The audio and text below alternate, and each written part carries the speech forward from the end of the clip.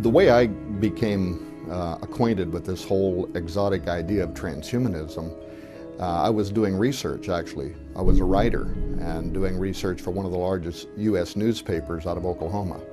And this is maybe 20-some years ago.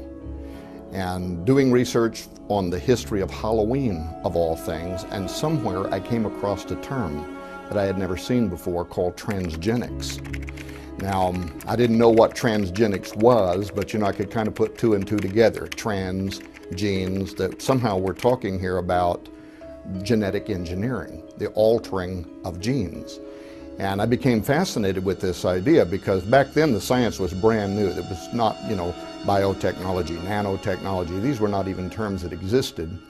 But it was following on the heels of the mapping of the human genome, which then was giving both the birth to a promise and also to the sciences that we are going to be able to do things with genetics. We'll be able to heal our bodies, we'll be able to make ourselves stronger. There was a great deal of promise that was emerging quickly, and the science to back it up, at least in theory. And so I started doing research into transgenics, and at the time it wasn't very easy to get information. The internet was brand new.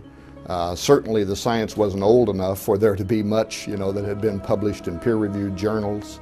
And I wanted to know what is the good and what is the bad and what is transgenics. And I came to understand that transgenics was simply the crossing over of species barriers. This could be done at the level of just organisms. This could be done all the way up to the level of sentient beings, that you could literally blend one kind of a creature with another creature. Why would we want to do that? What would be the purpose behind it? That was what motivated me. And quickly I began to realize that both the military and also the pharmaceutical industry both had an interest in transgenics. The military because they thought they might be able to create exotic new forms of materials that could be used. For instance, one of the first successes was a project that was funded by DARPA, the Defense Advanced Research Projects Agency, in which they created transgenic goat spiders, actually spider goats. And the reason that they did this was because they knew that spider silk is amazingly resilient, lightweight, but very strong. And yet it's not very easy, you know, to create a spider farm where you can milk spiders for their silk.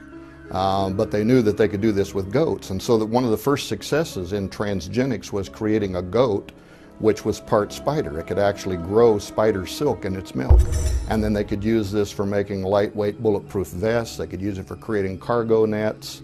But since that time until now, as we may discover later on in this discussion, it has become far more sophisticated in terms of the military's interest and the amount of dollars that are flowing into research that grew out of those early forms of transgenic science. On the other side of transgenics, which is probably the biggest part of where the funding is coming from today, is in the pharmaceutical industry.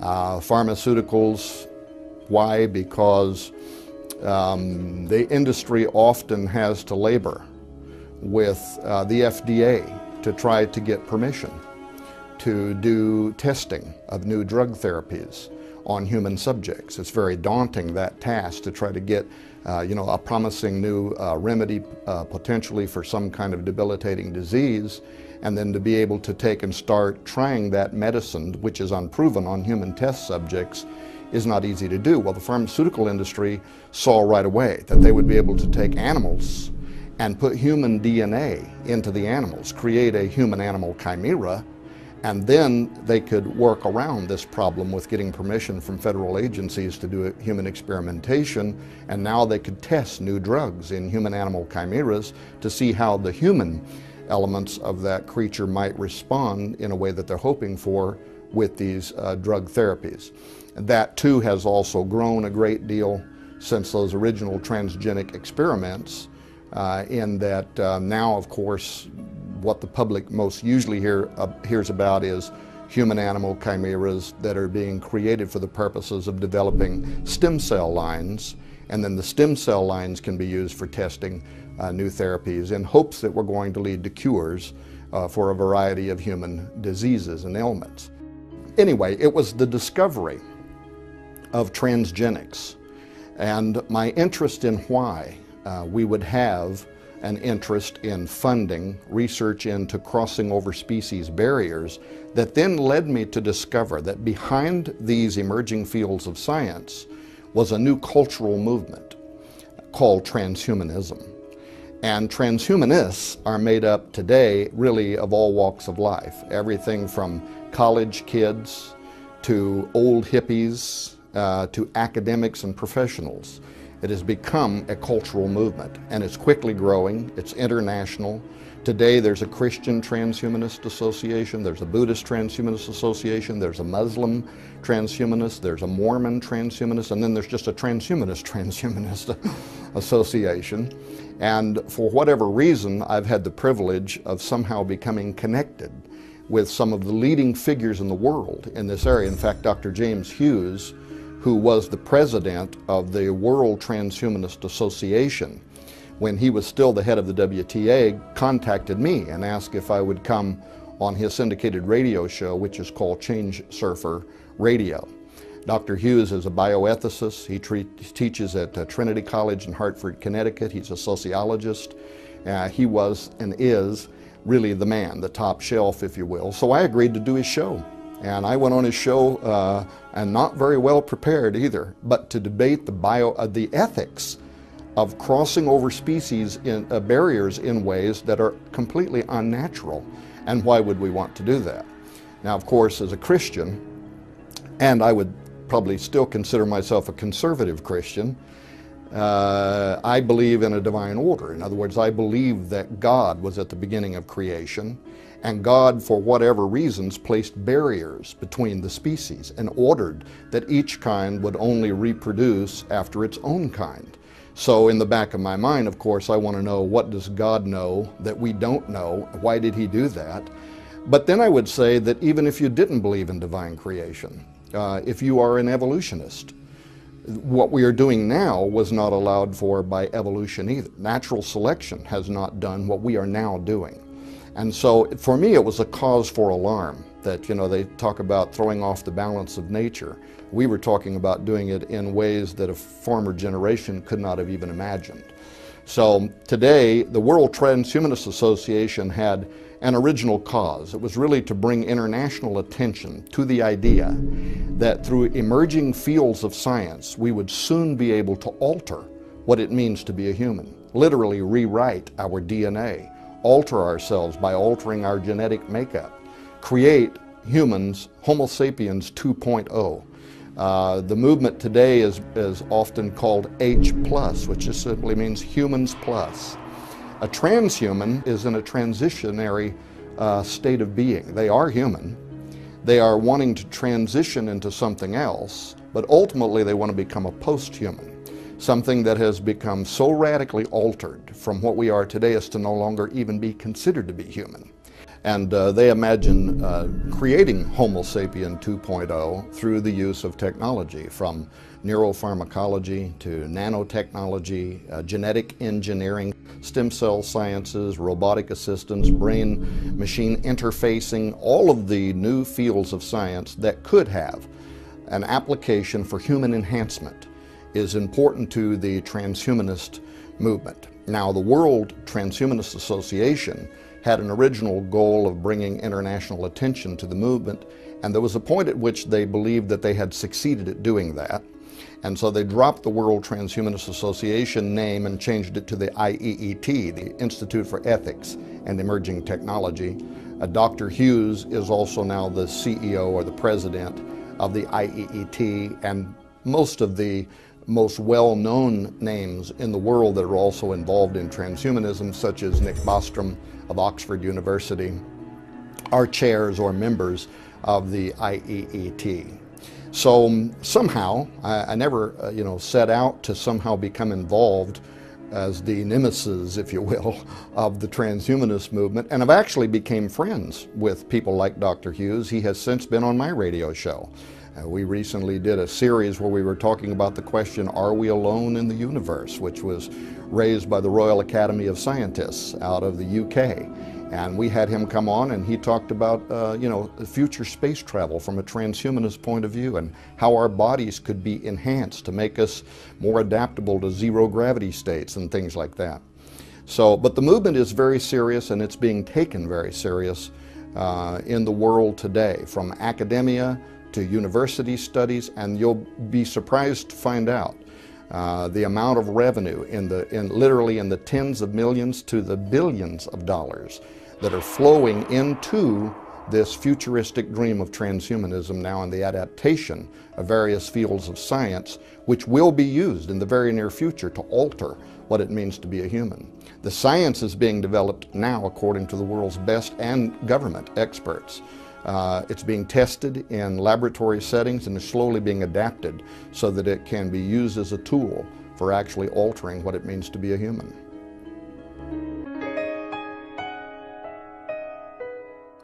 With regards to who would be funding, who has an interest, that's where it begins to become really surprising, and it actually is not too difficult to verify even from secular but reputable news sources. For instance, if you were to go to Google today and type in transhumanism, you would find something like 250,000 web pages now around the world that are dedicated to both the study, philosophy, but this new worldview called transhumanism. However, if you were to type in genetic engineering laboratories, you'd find more than 24 million websites in the world now dedicated to the subject of genetic engineering, which is, of course, one of the sciences that the transhumanists aspire to believe that this is going to be used to alter what it means to be a human. Now, on the ground, what does it mean? Here in the United States of America, you may remember where a few years ago, 2006, I believe, George W. Bush, in a State of the Union address, called for legislation to be enacted that would prohibit the creation of human-animal chimeras. And he wasn't just talking about embryos for experimentation, because he also talked about prohibiting the creation of exotic human life forms that could be patented. Why would the President of the United States, in a speech of record, be calling for legislation that would prohibit this technology? It's because it's emerging very quickly. And we know now that there are those rogue scientist wannabes, the Dr. Moreaus, who are already raising these to full maturity. And we can come to some of those admissions in this interview as well. For example, one of the first things that President Obama did at the executive level, as soon as he became president, he overturned restrictions that had been put in place by President Bush, which would have prohibited federal dollars, American taxpayer money, flowing in to pay for experiments to be done on human-animal chimeras and other forms of science such as stem cell sciences, which is also important to the transhumanist movement. But what most of the public doesn't realize, when we're talking about stem cell sciences, we're almost always talking about the creation of a human-animal chimera from which those stem cells are being derived. But now tax dollars in the United States from the federal level are flowing into thousands of laboratories. In the state that I live in Missouri, for instance, there is a farm that is raising transgenic pigs that are part human. They're using these pigs to actually grow organs in a test in the hopes that these humanized organs in the pigs can then be transplanted into people who are on donor waiting lists. Now, you know, years ago they called this xenotransplantation, and they had hoped to just implant entire pig organs inside humans, but the human bodies in the tests kept wanting to reject these pig organs. Now though, with human DNA actually growing inside of a pig, we may be able to create an organ that can solve this problem of organ donation. But that kind of funding from the federal level now is flowing into states in a way that had been prohibited under the Bush administration. But it goes deeper. In 2006, a fantastic thing happened. The Department of Health, which is the largest department in the United States of America, which funds research into health issues, provided $773,000 to Case Law School in Cleveland, Ohio, for one reason: to develop over a 24-month period the guidelines that will be used, according to their own press release at Case Law School, used for creating policy, for human enhancement regarding the next step in human evolution. Max Melhelm, who is the law professor and a bioethicist at Case Law School, was given the responsibility of leading the team of 24 to 36 months field study, if you will, using actual test subjects, human subjects, according to the original press release, would be used for devising how policy, government policy, can be extended to human non-humans. Well, because this started in 2006, and we knew that the target ending date for this study, which was being done not just by Max Melhelm, but law professors, bioethicists, genetic engineers, people who work in the fields of genetic alteration, that within 24 months to 36 months this field study would be done. 2009 was the target date for the report to be issued. So I waited with bated breath. In what way did Case Law School actually use human test subjects to provide what the government wants, guidelines to be used for human enhancement, to set the policy for how, for instance, will the Constitution, how will the Bill of Rights be extended to a human non-human? How much of a living entity has to be human before it can be protected under our laws? Must it be 90% human and 10% something else, 50% human? So I wanted to know. Well, the end of the test came and no public statements have been forthcoming. But what I noticed was that Professor Melhelm now, immediately at the end of the study, started traveling the United States giving lectures at universities. And he's giving 2 different lectures, and this is the title of his lectures. One is called Directed Evolution, Public Policy and Human Enhancement. And the second lecture he's given now is Transhumanism and the Future of Democracy. And you can go to the Arizona State University, and that second lecture is actually available as a podcast. You can download the lecture unless they remove it from the time this film is made until the time somebody might go there to download it, but you can actually go and download it. So here you not only have the President of the United States loosing federal funds to go into research on human-animal chimeras, stem cell lines, various kinds of laboratory experiments on humans that could then be applied later on down the road through a transhumanist philosophy, the use of those technologies, but it's actually being funded through the U.S. Department of Health to actually set the policy and guidelines for how the law will be applied to human non-humans. It even goes deeper. The Defense Advanced Research Projects Agency, DARPA, has for over the last decade been funding to the tune literally of billions of dollars research into what they call the extended performance warfighter. They have since removed the document, the original document on the extended performance warfighter program from DARPA's own website, but a person can Google and find the same articles that were originally published being cached across the internet. The interesting parts about the extended performance warfighter is that it even includes literally altering the DNA of soldiers. The public may more commonly hear this referred to as super soldier technology. But it got interesting this year. The 2011 budget for DARPA, which can be downloaded at Wired magazine if a person wants to go and read the DARPA budget, allows millions of dollars for what they are calling biodesign. Biodesign is actually outlined in the budget. The purpose of it has to do with immortalism. The purpose of it is to literally discover how cellular destruction occurs and why in regeneration of cellular decay, we as humans don't wind up at 100% again and we begin to age. And DARPA has an interest in figuring out how to get around the decaying process of cellular life. And they use the term creating an immortal organism. But it's more than just an organism. They consider it to be potentially a lethal force that can be used in military application. Wired magazine actually referred to it as a living, breathing creature. And DARPA admits that the force of this living creature, this immortal organism, could be so potent that it ought to also have what they call a kill switch. introduced into its organism so that in case it gets out of hand, we could throw the switch and stop it, or if it became available to our enemies, we could throw the switch and stop it.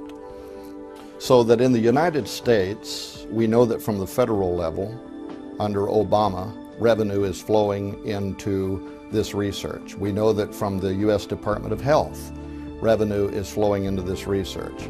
From the Defense Advanced Research Projects Agency. And if a person wants to do their homework, they'll find out that it's also the Air Force, the Navy, the Army. All of our military laboratories are funding now, to the tunes of millions and billions of dollars, research into fields that also include the altering of their soldiers for the purposes of having total battlefield domination in the future.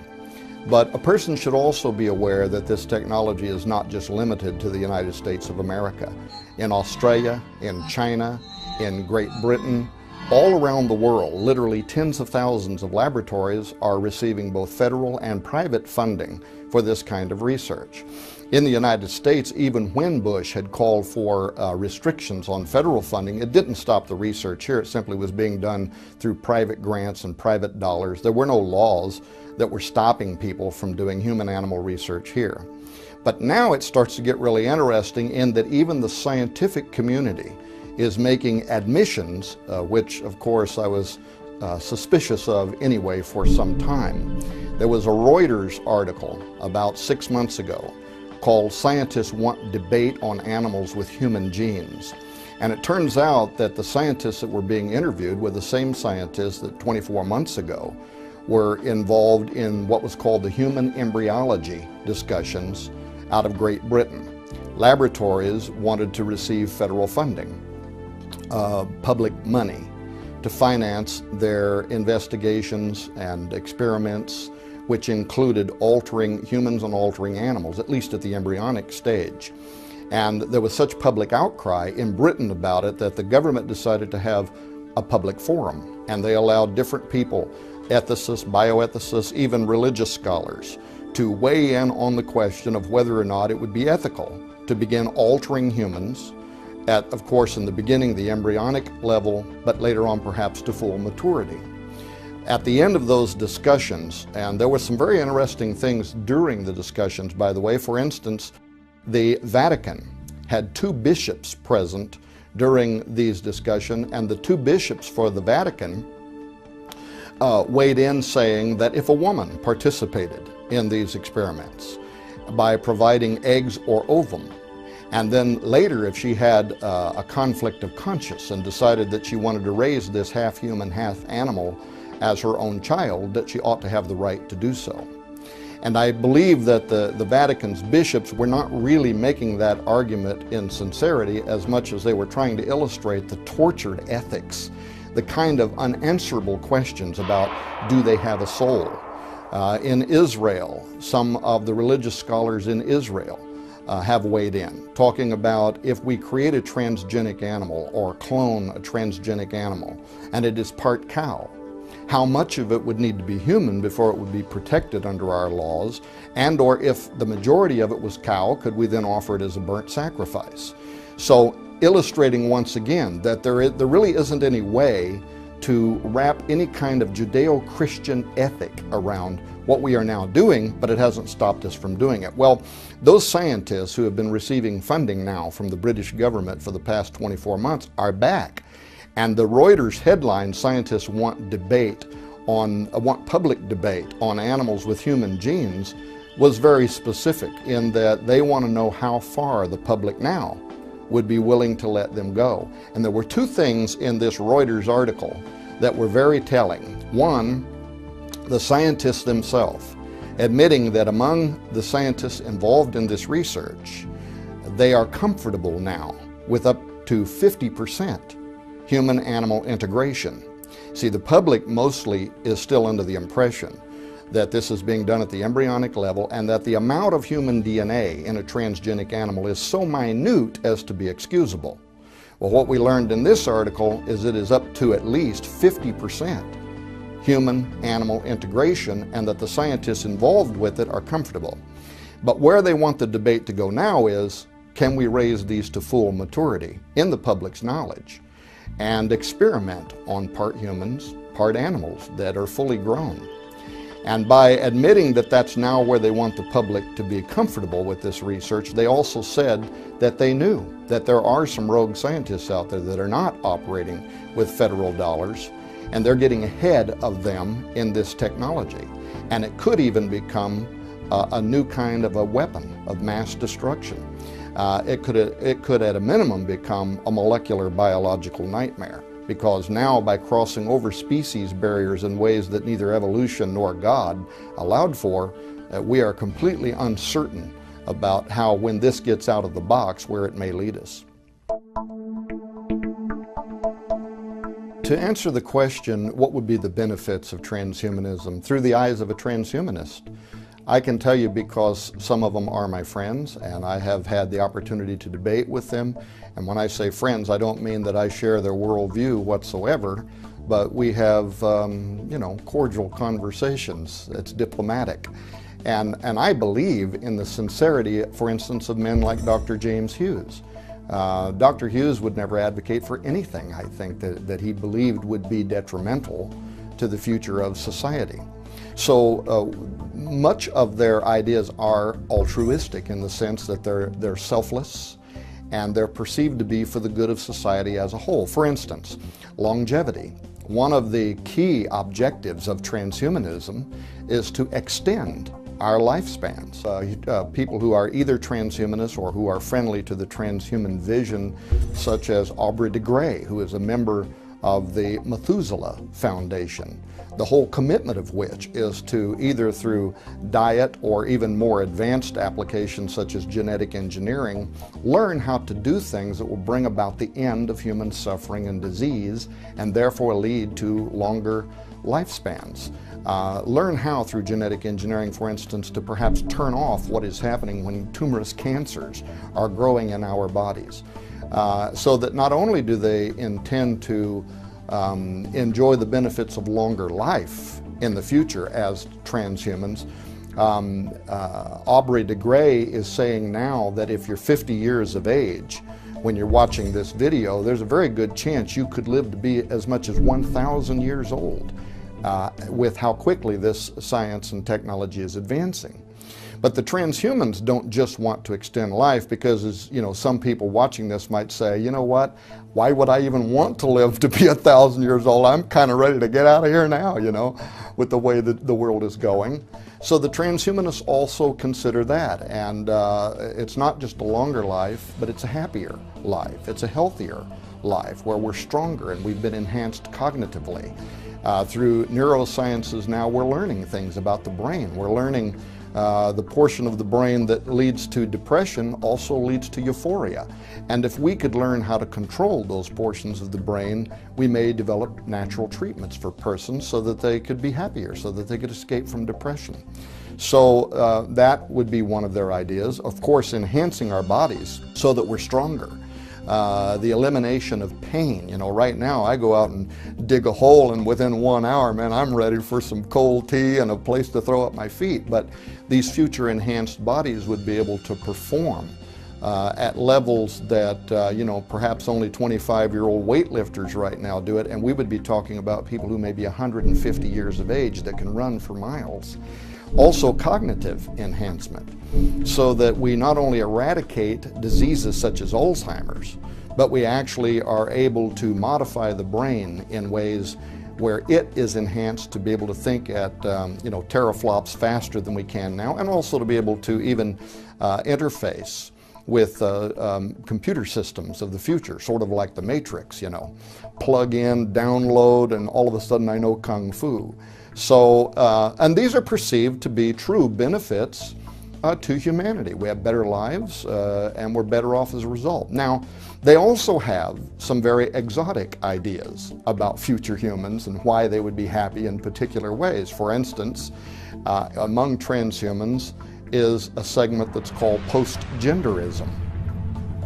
Post-genderism actually has grown out of the feminist side of the transhumanist movement. And as you know, feminists have been at war with their gender identities and the roles that society places on them for some time. Some among the feminist movement also believe that it's a little bit unfair that, they get pregnant and they're the ones that have to carry the baby and lose the shape of their body and then travail and give birth, where the man can enjoy the benefits of sex, but he doesn't have to go through this whole 9-month gestation period. So in transhumanism, there are some very exotic ideas such as post-genderism, the idea that we will be able to develop androgynous beings, morphological beings, who will take the best of what it means to be a man and the best of what it means to be a woman and actually have a new form of life that is both man and woman, who can enjoy the benefits of things such as sex, which I mentioned a moment ago, but without the burden of having to become pregnant, having to carry a child for 9 months.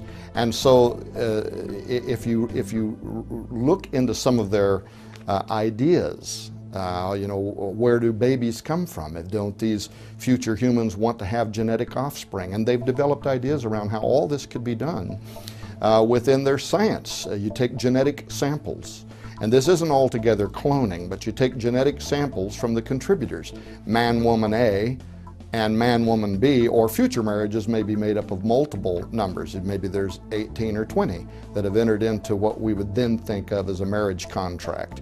And those ones that want genetic offspring can all provide samples of their genetics. And then this is taken to a specialized pregnancy center or birthing center of the future. And through some form of super in vitro fertilization, those genetic samples are placed inside of an egg which has had its nucleus removed, which is also probably donated from one of these women. It is treated with chemicals or with electricity like we do with cloning now.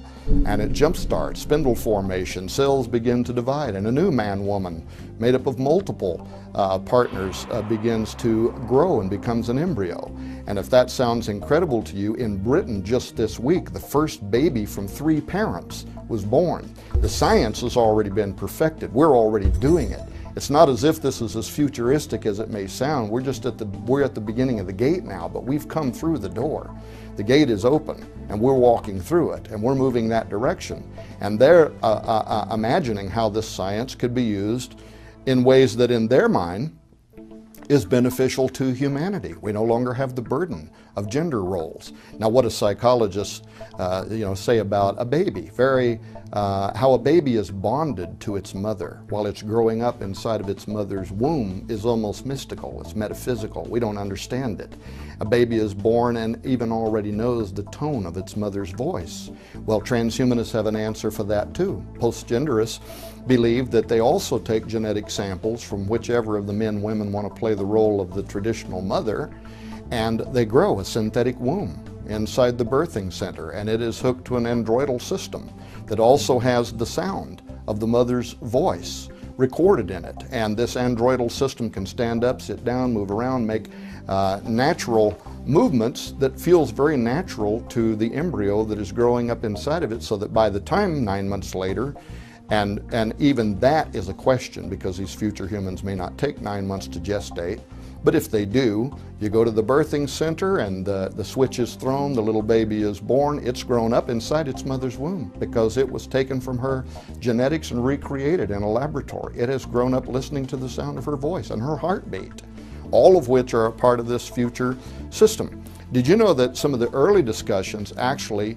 were around creating clones who would then be anesthetized, not even aware that they're alive, and their wombs would be used for gestating these children, and then afterward the clone, if not legally defined as a human, could be discarded. It would simply be a system for saving man, woman A from the burden of having to carry a child. But many of even within the transhumanist, philosophical community, simply couldn't tolerate that idea, and so they advanced it to growing a synthetic womb which could then be used for the gestation period. One of the other benefits that transhumanists imagine actually borderlines on the supernatural. And this started really with Nick Bostrom, who is a leading transhumanist in the world, sits on the IEET's board under Dr. James Hughes. Nick Bostrom actually earned his prestigious seat at Oxford University by writing his thesis on transhumanist values. And thankfully for the rest of us, Dr.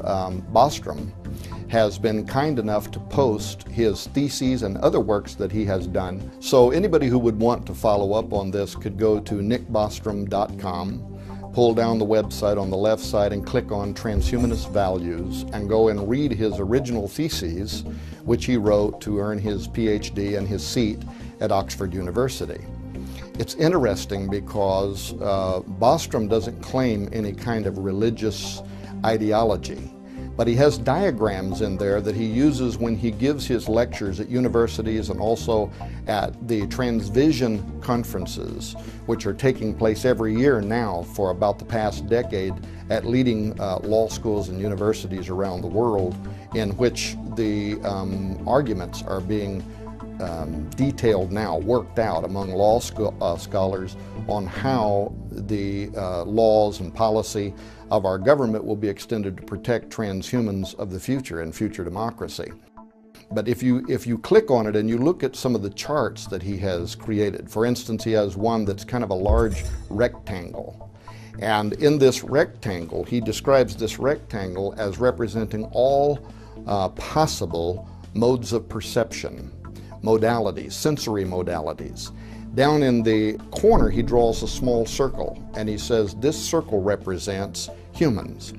The limits of our perception, modes of perception or sensory modalities, our eyesight, hearing, taste, feeling, and how far it extends into all possible modes of perception. Then around that, he draws a larger circle, and he says this is the animal kingdom. The animal kingdom not only has our level of perception, but other levels of perception. For instance, they can hear at higher decibels than we can. Dogs at 40,000 hertz, dolphins at something like 80,000 hertz. Some animals like bats can navigate using sonar. They also seem to be in touch with the earth somehow in ways that we're not. They can pick up vibrations. They'll begin to move out of particular areas when they know there's going to be an earthquake or there's going to be a volcano, and they'll begin to migrate to another area. And we're not exactly sure how they do that. They may be able to smell tumors. And if it's not smelling it, it's some other method by which sometimes they are aware that there is a tumorous cancer, something that is actually degrading your DNA. So he talks about these fascinating things, but then he says something that I think is of the most importance and borderlines the metaphysical. And that is when he points out that animals can also see into areas of the light spectrum that we cannot see into. And that is viewed in transhumanism as a future benefit, and even one of the causal reasons we would want to merge ourselves with the animal kingdom so that we can open these new modes of perception into realities that right now we are blinded to. Perhaps one of the reasons we would want to merge ourselves with animals so that we too would be able to do this. Why this is interesting to me as a Christian and as a researcher and as a scholar of biblical texts is because we know that animals can see into, at least some animals can see into, what we think of as the supernatural realm. And it isn't just extra biblical texts that seem to imply this, but even in the Bible. For instance, the story of Balaam's donkey. Balaam gets in trouble because he's prophesying against Israel, which he's been ordered, by God not to do. And so now he's on his donkey and he's going down the road. Well, the donkey can see something that Balaam cannot see. There's a large angel standing in the middle of the road with its sword drawn, and it's going to take off dumb Balaam's head. And Balaam doesn't know why the donkey keeps turning out of the way, and so he keeps kicking him to get him back on the road, and the donkey's trying to save his life. A great deal of extra biblical research has also been done that seems to show that animals sometimes are responding to something that we can't see. And in fact, probably the average person, at least at one time in their life, have saw their dog growling at something that isn't there as far as we can tell, or maybe even behaving in a way. You have a dog that's vicious, it's brave, it's not afraid of anything, and then all of a sudden a strange feeling comes over you and the dog senses it too, or the dog may even run and hide under the bed. So they seem to be reacting to something that we can't see with our eyes. And in the traditions and in the histories of the world, owls come, and owls serve with the goddess Hecate, the goddess of witchcraft. Other areas of witchcraft where cats are used as mediums through which we are communicating with the spirit world. That idea has been with humanity since forever, but what made it real to me, of course, is the depiction out of the Bible, at least in one illustration, where an animal can see something that humans cannot see. That is definitely in the back of the mind of many of these transhumanists. And they are bravely wanting to go where no modern man has gone before, in breaching that barrier that is between us and them. This is so true that now the Templeton Foundation, which has been funding an entire series of lectures over the last several years at the Arizona State University on transhumanism and the future of democracy, have played off of what Dr. Bostrom began talking about, and many of what the university students are now asking about. How do we separate our humanity? If we change ourselves physiologically, we enhance ourselves to humans 2.0, do we also change our soul? Do we change our spirit? Do we even have a spirit anymore? And as these questions are being entertained, Arizona State University began a brand new project. You can go to ASU's website and you can click on it. It's called the Sophia Project, the goddess of wisdom. The Sophia Project, some believe even to be that feminine aspect of God, right? And it describes exactly what the Sophia Project is about. It is to verify and or to make contact with, and then they describe it, the ghosts of dead humans, aliens, angels, demons, a universal conscious, God. They list all of it, the whole purpose behind the project, growing out of transhumanist conversations and debates and lectures being offered at the Arizona State University and funded by the Templeton Foundation. Want to take this whole question of altering ourselves as humans forward to this next giant question. By doing so, can we also now cross over? Can we start communicating with that unseen intelligence? So this too is viewed as a value among transhumans. Many of them are spiritual, and many of them see that as a benefit. Well, some of these exotic ideas in transhumanism, of course, where it may be being viewed by them as a benefit, may cause a lot of red flags to go up among other people who also are interested in things supernatural. There are some of the critics, of course, of transhumanism who believe that their worldview is a bit too positive, you know, that they view this as being a utopian plan that's going to take us into the future. We're all going to live in a happy universe and have enhanced lives. But there are those who are also qualified to make criticisms based on the science itself and what it may portend to do. For instance, Dr. Leon Kass was the chairman of the President's Council on Bioethics during the Bush administration. And here is a man who had the full review of the science, the best reports on the science, testimony from experts who were working in these fields of science and what they believed could actually develop out of transforming mankind. And after Dr. Kass had served on that seat with the government, he resigned, he wrote a book, and in the introduction to his book, Life, Liberty, and the Defense of Dignity, he wrote how that in laboratories around the world, scientists are now honing their skills, polishing their skills, looking forward to a post-human future, and that humanity is on the operating table, literally, scheduled for wholesale psychic and physiological redesign, while on the streets, the evangelists, he refers to them as, not transhumans, the evangelists are quietly selling their message, and that we are in a war for the mind of a generation And Dr. Cass believes we're probably going to lose this war, but he says that anybody who cares about their humanity, the time is now for standing up and understanding where science is taking us and what it may portend for the future. He's not the only one. Professor Francis Fukuyama reviewed emerging fields of science and then the philosophy of transhumanism. And he wrote a white paper on it in which he considered the combination of those two to probably be the most dangerous science and technological and philosophical concepts in the history of mankind, which he believes could very quickly lead to an extinction level event.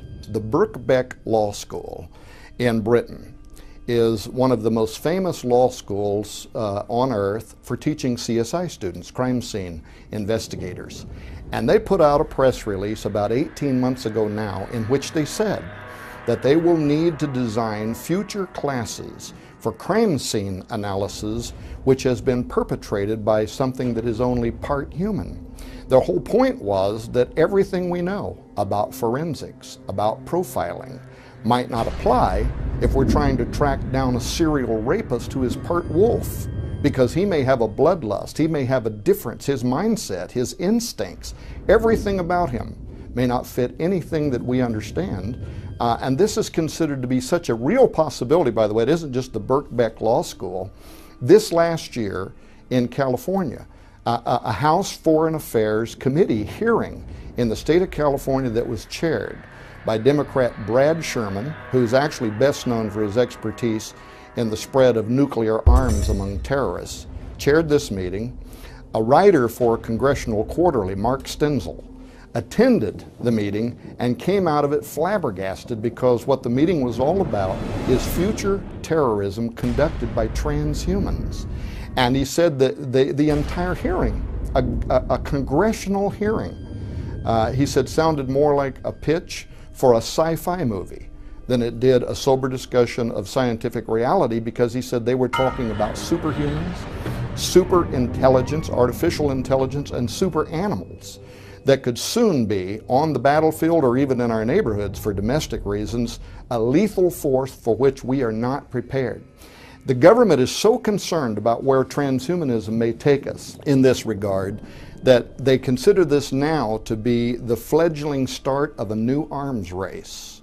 In the way that in the past between the Soviet Union and the United States we were in an arms race over nuclear arms, transhumanism is the near future arms race, and it is considered to be of such importance that the top scientific mind at the Pentagon, the Jasons, J-A-S-O-N, that's the name of the top scientific minds at the Pentagon, put out a press release recently called Jasons Fear Brain-Modified Foes, in which they were talking about this technology in the hands of our enemies.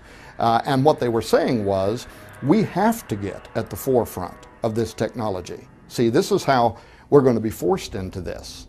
It's not a matter of whether we should or whether it's ethical. We have to do it, because if we don't, our enemies will, and then they're going to subjugate us to their will. And therefore, because of that, that's why DARPA and other branches of the U.S. military, and of course, SAPOC budgets, black budgets, things we don't know anything about. There are literally billions of dollars flowing now beyond congressional review into the development of super soldier technology and other forms of exotic technology as a result of even what the Jasons are talking about. So there is this other side of this transhuman utopianism that is very concerning to a lot of great minds. And I can tell you that even on the ground now, already, the parts that are already being played out are raising alarm bells. For instance, the related science of genetically modified foods. We are already finding out that by unnaturally crossing over species barriers and creating potatoes that have moth genes in them and other variations of foods, that these foods do things. They have unintended consequences. Tests that are being done now in Britain where they're raising fields of genetically modified crops, and downwind the populations are developing respiratory diseases that are unusual, that are starting to skyrocket. There have been suppressed scientific studies. Arpad Puszta is one famous case. His studies were supported by another independent scientist by the name of Irina Ermakova, who was able to repeat what he did. What did he find? He took rats and he forced these rats to eat genetically modified foods. They began developing tumorous cancers. Their offspring came in at half weight and died at half life. This was all done in a laboratory setting, which was immediately being suppressed by a giant corporation whose name I won't mention, but who literally stands to lose trillions of dollars in the future, and therefore they are highly motivated to suppress these findings. And only because of Greenpeace and some others who have been involved in lawsuits for over a decade to force these documents to be made available to the public are we just now being made aware of some of the things that are happening in the real world. One of the test studies showed that they would put rats in a cage and starve them. And then they would place genetically modified potatoes here and natural organic potatoes here. And when they open the cage doors, the rats will run to the organic product and they won't even eat the genetically modified crop unless they're starving and have no other options, and then they'll eat it. And you gotta wonder what God's little creatures know about these products that we don't know, but we very well could be opening a door to a molecular biological nightmare, to a crossover between humans and animals, or genetic foods that probably not for a decade will we really understand what the impact on our health is going to be with some of this genetic modification. But imagine now, extrapolate what we already are finding about genetically modified crops. And there are many other stories, by the way, that are now coming through into the news that show that genetically modified crops are leading to cancers in humans as well. But where are genetically modified crops? They're everywhere. They're in Kellogg's Corn Flakes. Genetically modified soy is in food products in every store in the United States of America. This bear has already come through the door and there's no putting it back. So now we're riding the bicycle while we build it. The human population is the guinea pig. We're already doing the science and we'll wait and see how it turns out in the future. But imagine when we now take that same approach to living sentient beings. And now we have genetically modified animals and genetically modified humans that are in the environment. And they are crossbreeding and interbreeding one with each other. Very quickly, we could have a human form of mad cow disease. If you're sitting in a restaurant eating goat cheese that contains human DNA, we don't know what the impact of that is going to be on a human. We certainly know what it did to cows and the kinds of brain diseases that it created in them when they were eating their own DNA, when they were eating their own product. We just simply don't know. Prion contamination. Wired magazine recently wrote a special article called Farm Animals, P-H-A-R-M, Farm Animals Crank Out Drugs. And the article was a positive spin on developing pharmaceuticals in transgenic animals. What the public doesn't know is that the writer for Wired Magazine contacted me first and wanted me to be part of that special series at Wired Magazine because they had come across an article that I had written at WorldNet Daily, which was raising some cautions about, tinkering with God's plan. So the writer, Elizabeth Svoboda, contacted me. I like what you have to say. I want my article to be balanced for Wired Magazine. Would you be willing to send me some issues, nutshell some issues that you believe should be, the cautionary side of this science? So I did. I sent it to Elizabeth Svoboda. About 3 weeks later, when the article was published by Wired Magazine, nothing I had said made it into the article. It was all positive about farm animals, P-H-A-R-M. So I emailed Elizabeth and I said, well, I guess nothing I said got written into the article. She said, no, everything you said was in the article, and it got censored out by the editors at Wired Magazine because they didn't want the public to be bothered by these issues. They wanted to put a positive spin on it. Well, then I went back and read the article, and I knew she was telling me the truth because there was a particular line that I had used in which I said we might want to be careful tinkering with God's plan. That's a very specific phrase. When I went back and read the article, I saw where a scientist by the name of Vandelavore said, now some people might say we shouldn't be tinkering with God's plan, but, she said, if we find a cure for cancer through a transgenic animal, we won't hear the public saying you shouldn't be doing that. I didn't do it, but I wanted to email Miss Vandelevore and say, have you watched the movie with Will Smith, I Am Legend? Because that is exactly the scenario with which that film opens. You have a molecular biologist or a geneticist sitting in front of a television on somebody's talk show saying, we have found the cure for cancer. How did they find the cure?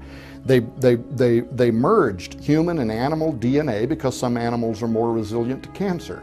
And out of that, they created a vaccine. And they vaccinated all of the earth, and everybody celebrated that we have found the cure to cancer. Now the scene changes, and it's 2 or 3 years down the road, and almost all life on earth is dead. Why? The unintended consequence, a form of human rabies developed because something that was not natural to us now was bridged into our physiology by crossing over into the animal kingdom. And by the way, that is a very real scientific possibility, but it isn't stopping anybody. We're doing it anyway. So there definitely is two sides to this coin in terms of what transhumanists are aspiring to through the use of these new sciences: biotechnology, nanotechnology, neuropharmacology. They all have great ology names and ism names. But what they may do is lead us literally into the fulfillment of biblical prophecy, of species barriers. This could be done at the level of just organisms. This could be done all the way up to the level of sentient beings, that you could literally blend one kind of a creature with another creature. Why would we want to do that? What would be the purpose behind it? That was what motivated me.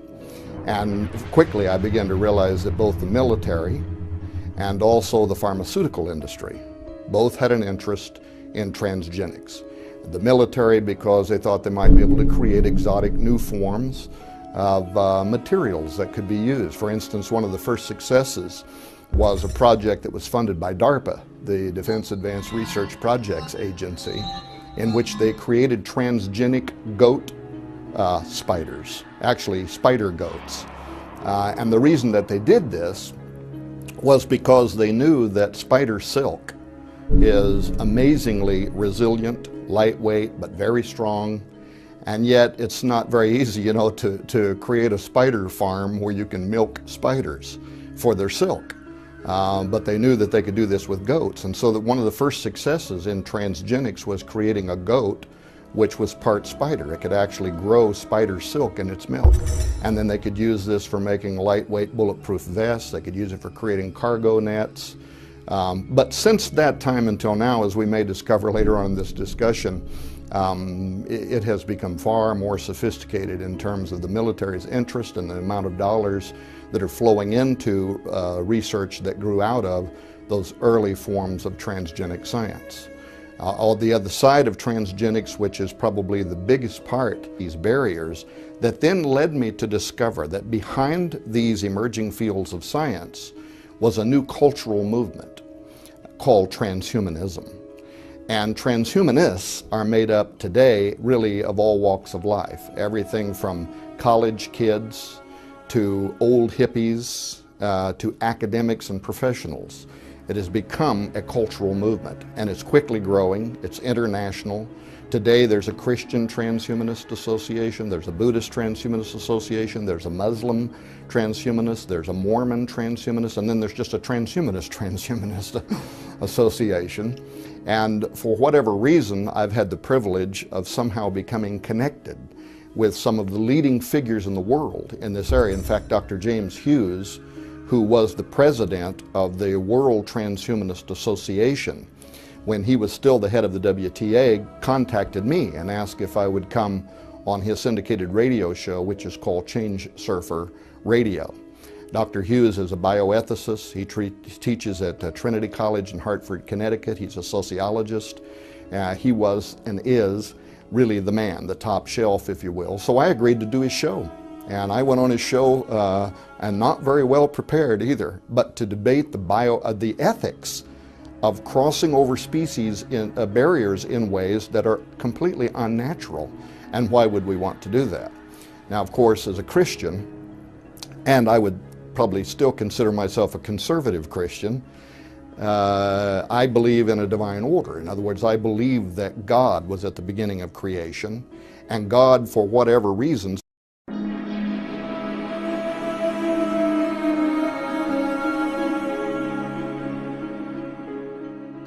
The way I became acquainted with this whole exotic idea of transhumanism, I was doing research actually. I was a writer and doing research for one of the largest U.S. newspapers out of Oklahoma.